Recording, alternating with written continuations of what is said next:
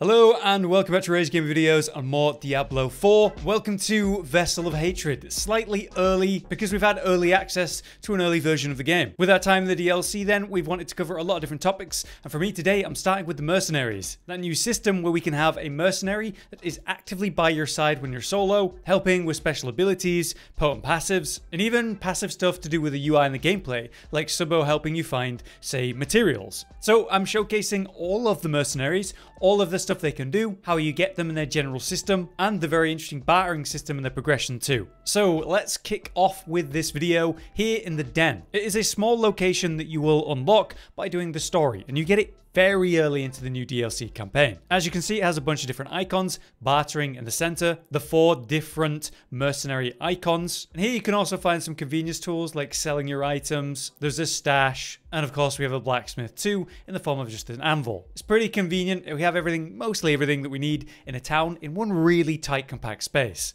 As you can see though, each mercenary takes up their own location, and the ones that I currently have active are shown on the left side. You have your main one at the top, and then under that you have your reinforcement support type. You can also hold shift and press M to pull up their new UI, where here you can take a look at their skills, but also the report tab, which is what we're slowly progressing. The first 4 of this tab are what unlock the skill points for the skill tree, and then once you've done that, the rest is just kind of convenient stuff. Getting a bag of legendaries, unlocking some pale marks, and also unlocking bartering for the first time you get that on any mercenary. Each mercenary basically has the same things under rapport. That all kind of works the same. But as you can see with the main hired mercenary, we have a skill tree, whereas for the reinforcement, you get something else, the reinforcement tab. Here you choose one skill to trigger, and then what skill is that going to proc on. So in the case of this, I've got Field of Languish. Aldkin will show up and put something down for 6 seconds that slows enemies, but also reduces their damage dealt by 20% for those 6 seconds. That's a pretty hefty DR. That's generally what I look for in a reinforcement. What's the passive bonus? Because while the effect might seem interesting, it's just not that effective. So that's the primary thing I look for with reinforcements. I look for a passive benefit, like say 20% DR. So that's the difference between your hired mercenary and your reinforcement. Let's now go round the 4 and show you their skill trees and what you can choose between. Starting with Subo the Bounty Hunter. Subo's starting ability is Seeker. It has a passive that's really interesting. It reveals all enemies and materials in the area. It's actually really useful. To give you a quick look about Subo's passive then, that allows you to see icons of the map, say nearby enemies like you can see on the minimap here, even their names, but also collectibles, which is a pretty important thing. It also appears on the map if you zoom in enough, so we can see that there's a gallow vine around the corner, we have an ore vein there. We got some Spirit Bloom, Angel Breath, Spirit Bloom, Ore Vein. Yeah, cool. So by having him in general gameplay like this, when you're doing open world stuff, I actually think this is fantastic and hard to live without, honestly. To the point where I hope after this season that it becomes a permanent fixture, irrelevant of the mercenary you're using. But now let's look at all of the actual skills and the details of the mercenaries. This is actually my second run through of this because I want to be a lot more concise. I will hover over every skill and you can pause and have a look at it, but I will just generally reference what it does and the purpose of it. So for Subo's skill tree, we start with Seeker. Like we just looked at with the passive, the other part is the active, basically marking targets and you kill them and get 50% of your max resource back and reduces current cooldown. On the left path, you have Wire Trap, putting down traps that can potentially stun. The enhancements under that are Piercing Arrows to make the Heaven Shot actually pierce enemies already at hand, which means when you damage an elite, you get movement speed for 2 seconds. It's really nice. Under that, we have Cover Fire, a volley of arrows that slows. You can make that immobilize, or it can give big crit strike damage to those affected by it. On the other end, we have Trip Mines, which does physical damage and knocks enemies down. This can make enemies vulnerable, or increase CC duration for you and Subo. On the other end, we have Molotov, which basically applies a burning dot to a target. You can make it so those Molotov explosions cause enemies to take increased damage over time, which is awesome for dot builds, or have a chance to generate healing potions. Under that, we have Snipe, just a strong bolt shot that deals physical damage and knocks enemies back, and you can upgrade it to make a Molotov blow up on them too. Alternatively, you gain 20% times lucky hit chance against enemies affected by the salvo for 3 seconds. Explosive Charge, on the other hand, fires a bunch of charges, and they can detonate early if the target dies or it takes overpower. When you upgrade this to Thrill Seeker, your active cooldowns are reduced by half a second when one of these charges goes off. Or you could go Bargaining Chips, increasing overpower damage, which could be relevant for some builds. If you make him a reinforcement compared to that then, it's all the skills we've just looked at, but without the passives that enhance it, just the raw basic of it. So that's how that system works. Next then we have Varyana, the berserker. Her main skill is Massacre, allowing you to kind of passively generate massacre stacks. At different stacks you get more and more movement speed. If you go left path, you can get cleave, dealing physical damage and bleed over time. With Hysteria upgrade though, this actually gives us attack speed for 5 seconds whenever she damages an enemy, up to a total of 10% attack speed. Alternatively, we have Recklessness, so the cleave makes enemies vulnerable. And then you have Bloodthirst. She gives herself a big buff, movement speed, attack speed, but you get 10% just flat attack speed while she has that buff. So I really like that for my rogue. Upgrades to that could make it so Bloodthirst causes a 10% reduction of damage for the enemies near her. Or, you know, you could further increase the amount of attack speed you get. Alternative is Whirlwind. She just spins and deals physical damage and bleed. That can pull in enemies, pretty good for grouping. Or give you heal via enemies taking that bleed. The other path is Shockwave, a physical and knockdown slam. Enhancements could be Crushing Force to have a chance to knock enemies down on any damage, or Reprisal. So when we're CC'd, Vanya goes and messes with the one that CC'd you, knocking down surrounding enemies around that location. Earthbreaker is just kind of a crush on the ground, leaving a tremor, repeatedly knocking enemies down. If we enhance that with Rampage, you deal 50% times increased damage to enemies afflicted by any of her CC effects. Or you could go Dismembering. It exposes enemies, causing your next hit against them within 3 seconds to be a guaranteed overpower. Very good for overpower builds. Alternatively, we have Ancient Harpoons, grabbing a bunch of enemies, pulling them in and stunning them. The enhancement Annihilator means that it also slows them and we gain lucky hit chance against those targets. Or you could increase the range of them and reduce enemies' impairment resistance by 50%. Again, for reinforcement, it's all the skills we just looked at without the passives to enhance them.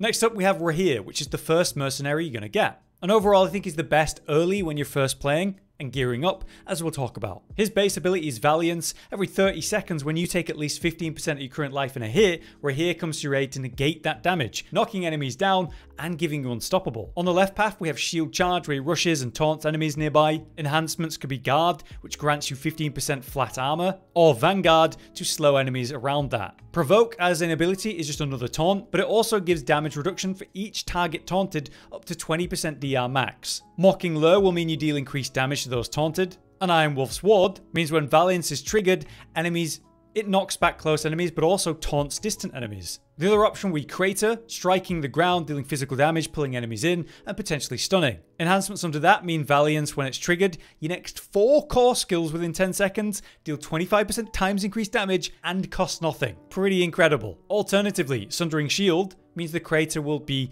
a vulnerable gen. On the right path though is what I often use. We have Ground Slam, creating a circle on the ground, dealing damage and slowing enemies within. Enhancements for that can give you 15% resistance to all elements, just passively. Or Draw Fire, causing a taunt when you use a healing potion. Under this then we have Bastion, a kind of AoE bubble he pops up that while you're standing in, 90% of the damage that would go to you goes to him for 5 seconds. And this gives allies unstoppable for 1 second when it's used. This is amazing, especially with this enhancement inspiration. Enemies affected by his Ground Slam take 15% times increased damage. But then allies affected by the Bastion Shield deal 25% times increased damage too. Pretty awesome. Other enhancements could be the Virtue. When Valiance is triggered, it heals you for 25% your max life. Or the other ability is Shield Throw, to throw a shield that deals damage and taunts. And it also bounces. Its enhancements are Arrival. When Valiance is triggered, he also casts Ground Slam and Shield Throw. Or Consecrated Shield, making it a kind of Consecrated Shield Throw. Damaging those consecrated hit enemies heals you for 6% of your max life. So overall, I think Raheir is amazing, and again, all those skills will become available under the reinforcements without the skill passive increases.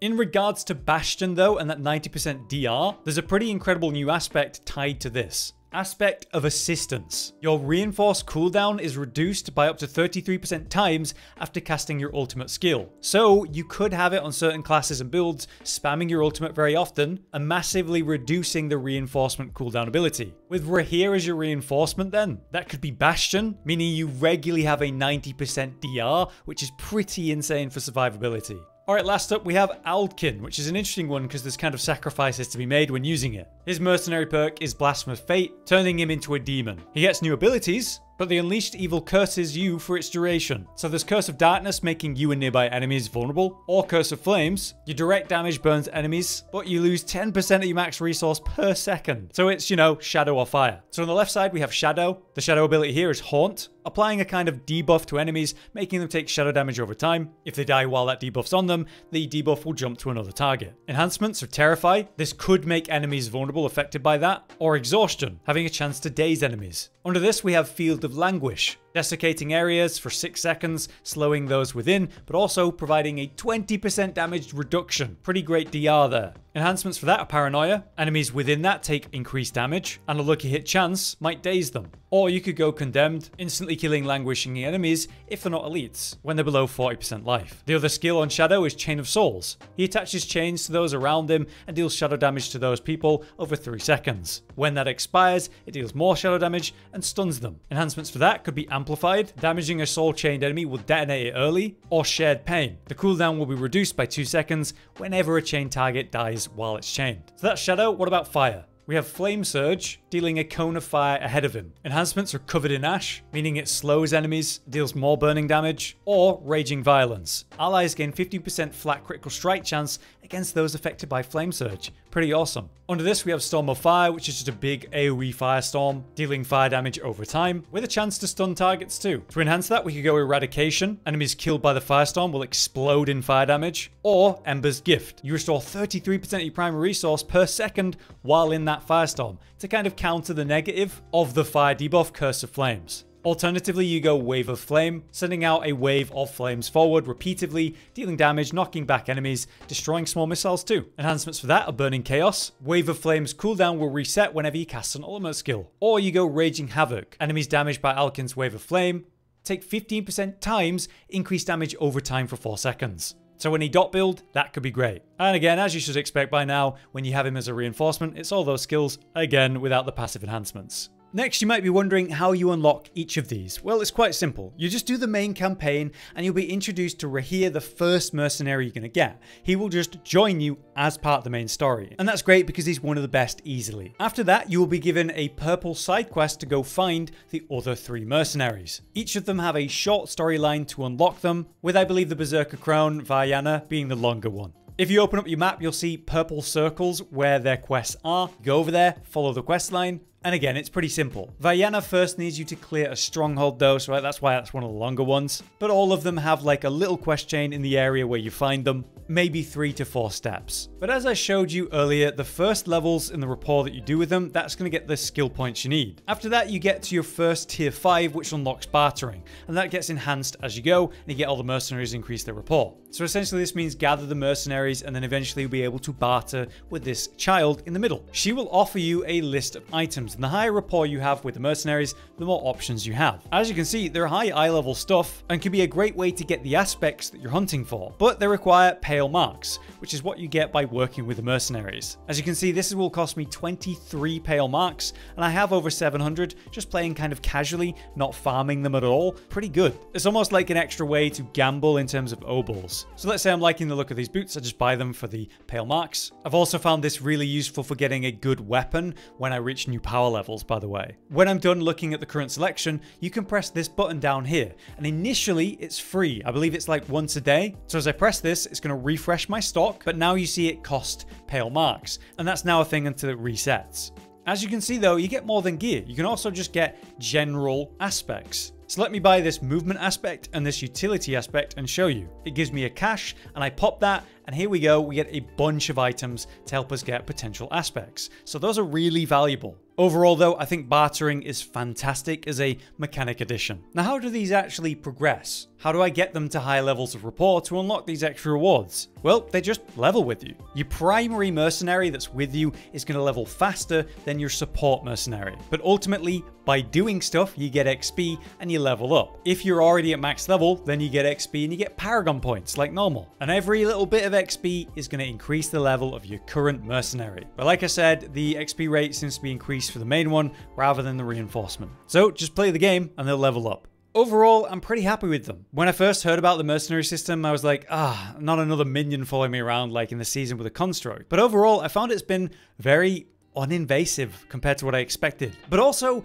to the point where they're not extremely impactful either. Like, I thought we'd have to plan builds around them. I was worried that would like overcomplicate all the classes, but instead they're definitely worse power wise than the construct 100%. Like, let's say you're doing an overpower build, getting a guaranteed overpower more often, that's an obvious pickup. You're not picking the skill, you're picking the passive effect it provides. That's the same relatively for whether it's the main mercenary and the skill point thing, or just the skill effect and a passive, I don't know, an extra 10% attack speed here and there. They do provide a lot less utility than I imagined they would, but it's undeniably useful while we've been leveling. But we expect a lot less relevant long term than the true endgame, when those little small addition stats rather than multipliers are going to matter a lot less. Some of them, though, are going to be a lot better than others, as we've seen. Raheir, for example, was the best for us context-wise, providing great survival, damage increases. He's just kind of the guy when you're first gearing up, that's for sure. So I like that it's not going to complicate builds nearly as much as we thought. I hope this overview gave you all the information you needed to feel comfortable and confident about, which you're going to get first and who you're going to level up first.